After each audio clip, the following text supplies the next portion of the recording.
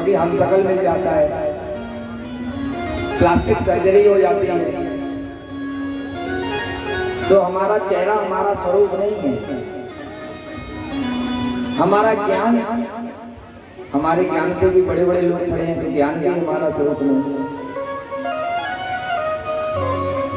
हमारा स्वरूप क्या है? हमारा स्वरूप वह है जो परमात्मा का स्वरूप है, अर्थात हमारी आत्मा का स्वरूप है। जो हमारी आत्मा का स्वरूप है वही हमारा स्वरूप है।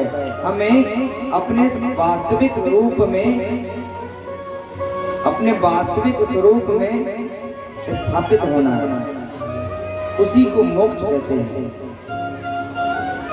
मोक्ष के विषय में तरह तरह की धारणाएं हैं लोगों की। कोई कहता है कि भैया मर जाओगे उसके बाद मोक्ष मिलेगा, कोई कहता है कि भगवान के पास जाने से मोक्ष मिलेगा, कोई कहता है कि जन्म मरण के बंधन से छुटकारा मिल गया तो मोक्ष मिल जाएगा। मोक्ष के विषय में तरह तरह की बातें होती हैं, लेकिन मोक्ष क्या है? मोक्ष है अपने स्वरूप में, अर्थात ईश्वर के रूप में समाहित हो जाना ही मोक्ष है। अर्थात हम कहाँ से निकले हैं, हमारा स्रोत कहाँ है?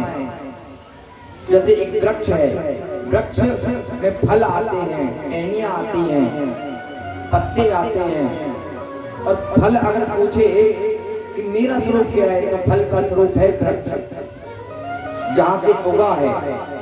वृक्ष ना होता तो फल कहाँ से होते? इसीलिए हमारा स्वरूप है परमात्मा।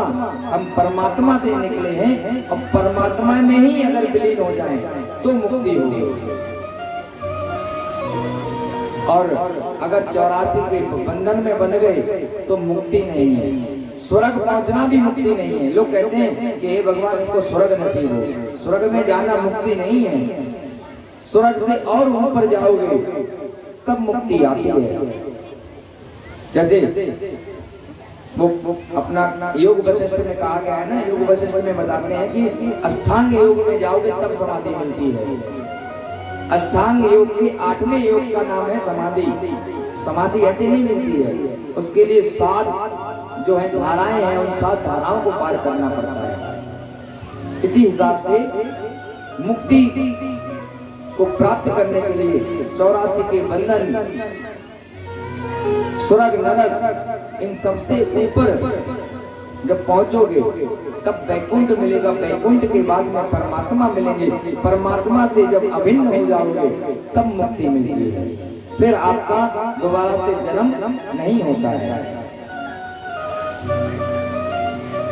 मुक्ति के स्वरूप में बहुत बड़ी व्याख्या है भागवत में। अगर पूरा करें तो कम से कम 3 दिन लगेंगे। इसलिए सूक्ष्म रूप में आपको बताते हैं कि मुक्ति सिर्फ और सिर्फ परमात्मा का जो स्वरूप है, उससे जब हम एक रूप हो जाएंगे तब हमें मुक्ति मिलेगी। आगे प्रकरण आता है, ये यदुवंशियों के नाश की जो पृष्ठभूमि है, भगवान श्री कृष्ण धर्म की स्थापना करने के लिए अवतरण लेते हैं। जैसे महाभारत में कहा गया है ना, यदा यदा ही धर्मस्य ग्लानिर्भवति भारत अभ्युत्थानम धर्मस्य तदात्मानं सृजाम्यहम् परित्राणाय साधूनां विनाशाय च दुष्कृतां धर्म संस्थापनार्थाय संभवामि युगे। भगवान धर्म की स्थापना करने के लिए अवतार ग्रहण करते हैं। इसलिए भगवान ने धर्म की स्थापना कर दी है।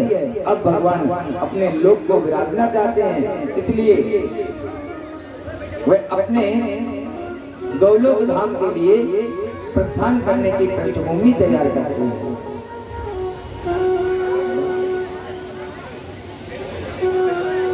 भगवान ने अपने लोक को जाने की जब तैयारी की तो क्या होता है कि भगवान